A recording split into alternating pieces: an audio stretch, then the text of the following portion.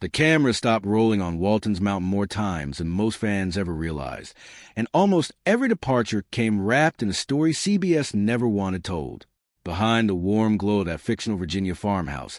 actors were quietly breaking contracts, battling illness, grieving real deaths, and in at least one case, hiding a private struggle that would take decades to surface. The Waltons gave America 9 seasons of gentle nostalgia, a show built on the premise that family could survive anything: the depression, war, poverty, loss. But off camera, the family assembled to play the Waltons was falling apart in ways the audience never saw coming. And the reasons behind those exits reveal a far more complicated story than reruns ever let on. When the Waltons premiered on CBS in September 1972, nobody expected it to survive its first season. Critics called it old-fashioned. Network executives worried it was too quiet for a television landscape shifting toward flash and spectacle, and was scheduled directly opposite ratings juggernauts. Yet creator Earl Hamner Jr.,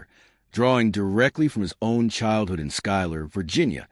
had built something audiences didn't know they were hungry for. The show became a genuine phenomenon, eventually running for 9 seasons and spawning a devoted following that persists in reruns to this day. But the very intimacy that made the show beloved, the sense that you were watching a real family, not actors reciting lines, required something the audience never considered: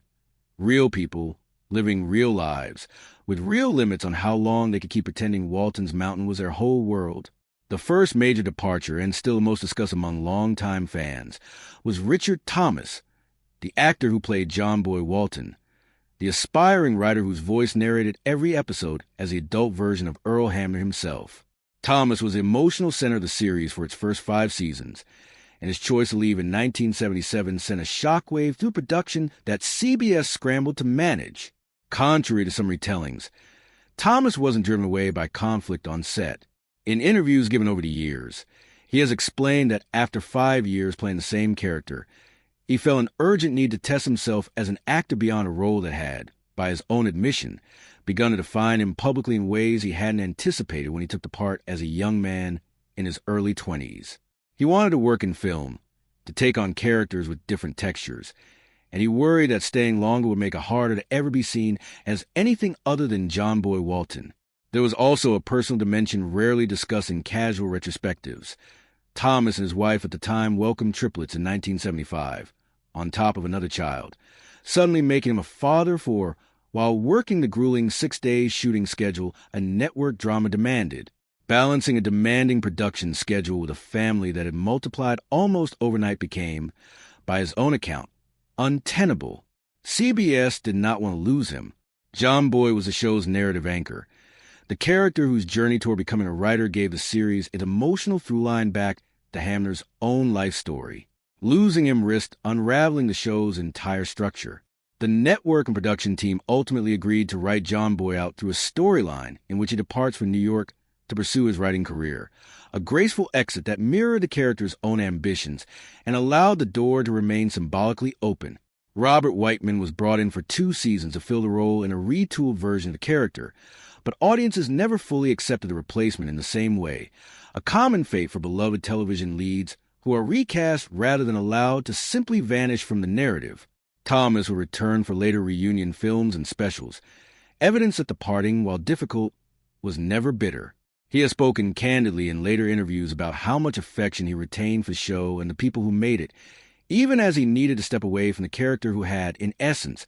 grown up alongside him on camera. Almost simultaneously, the show was quietly absorbing a second, far more serious blow, one involving Ellen Corby, the actress who played Grandmaster Walton and who had won 3 consecutive Emmy Awards for the role. In 1976, Corby suffered a severe stroke that left her with significant paralysis and speech difficulties, a medical emergency that threatened not only her ability to continue on the show, but her health more broadly. This was not a contract dispute or a career pivot. It was a genuine medical crisis that unfolded in real time while the series was still airing. The production made the remarkable decision not to write Corby out entirely. Instead, the writers incorporated her recovery into the storyline itself, having Grandma Walton suffer a stroke on screen and slowly regain her strength, allowing Corby to return to the role in a limited capacity as her own real recovery progressed. It was an unusually honest choice for a network drama of that era, blending the actress's real physical struggle with her character's fictional one, and it gave audiences a front-row seat, whether they realized it or not, to an actress fighting to reclaim her career and her voice, quite literally, after a devastating health event. Corby continued to appear on the show in reduced episodes through its final seasons, her scenes often shorter, and her dialogue simplified to accommodate her ongoing recovery, a quiet testament to how much the production valued her presence even when her health made a full schedule impossible. Then came the loss that hit the cast hardest of all, the death of Geer, who played Grandpa Zebulon Walton. Geer was more than a co-star to many on the production. He was, by numerous accounts from cast members over the years, something closer to a mentor and a genuine patriarch on set, a veteran of Broadway and film whose life had included being blacklisted during the Hollywood witch hunts of the McCarthy era for his political activism, a history that gave him a depth of experience the younger cast members deeply respected. Geer died in April 1978 from respiratory failure, and his death was not the result of a contract negotiation or a creative disagreement but simply the end of a long life lived fully, at the age of 76.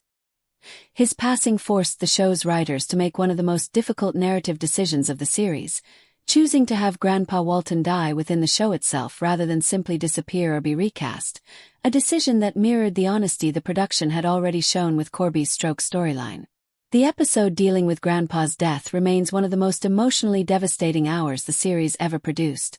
and it stands as a rare example of a television show allowing real grief to inform fictional storytelling rather than papering over the loss of a beloved cast member. Michael Learned, who played matriarch Olivia Walton and won 2 Emmy Awards for the role, represents yet another kind of departure entirely, one rooted in an actress's evolving relationship with a role she had already come to feel was complete. By the later seasons, Learned had grown restless within the character, feeling that Olivia's story had largely been told, and that continuing to play the same warm, steady mother figure season after season left little room for creative growth. She has spoken in interviews about wanting to explore other kinds of roles before she felt permanently identified with only one type of character for the rest of her career. Rather than disappear abruptly, the show wrote a storyline in which Olivia contracts tuberculosis and is sent away to a sanatorium to recover, a plot device that allowed Learned to step back from a full-time role while the character remained alive within the show's universe,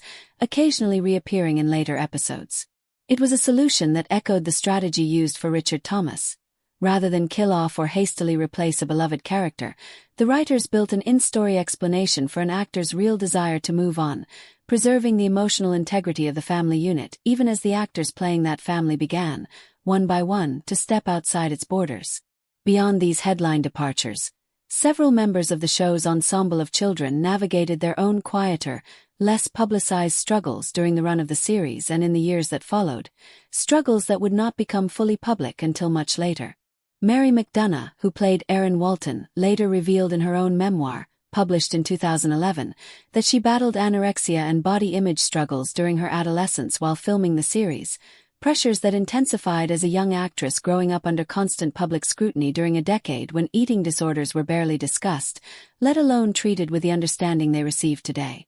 Her account, written with the benefit of decades of hindsight, offered fans a far more complicated picture of what it meant to be a child actor on a show explicitly built around wholesome family values, even as some of the young performers living that image were quietly suffering in ways the cameras never captured and the network never acknowledged. Judy Norton, who played Mary Ellen Walton, has likewise spoken over the years about the strange dislocation of growing up simultaneously as herself and as a character audiences felt they already knew intimately, describing in interviews the particular pressure of being recognized everywhere not as an individual but as a fictional person from a specific mountain in a specific decade of American memory. What emerges from these accounts taken together is a picture far removed from the tranquil, unhurried image the show itself projected. The Waltons was, in its own way, a demanding, sometimes grueling production that asked its cast to sustain an illusion of gentle simplicity while enduring the very real complications of adult careers, medical emergencies,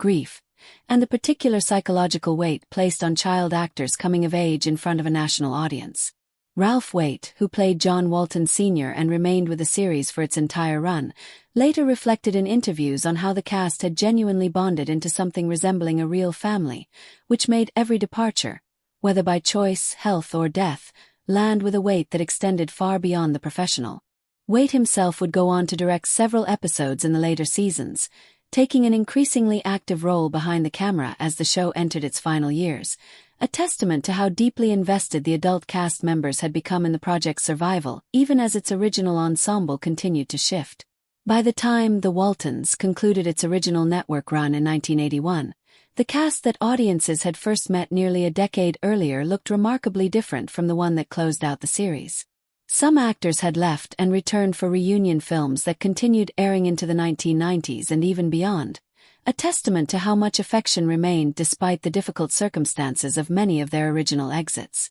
Cammy Cotler, who played the youngest Walton child, Elizabeth, would later step away from acting almost entirely, eventually becoming an elementary school teacher, a choice that speaks to how differently each member of that ensemble processed the experience of growing up on one of television's most enduring family dramas. John Walmsley, who played Jason Walton, pursued music, both on the show itself and afterward, reflecting an interest that had been woven into his character from the beginning. Each departure, each return, each quiet reinvention after the show ended tells a piece of a larger story about what it actually cost to sustain the illusion of an unbreakable family on screen for 9 years, a story rarely told in full because it complicates the very nostalgia that keeps the show beloved.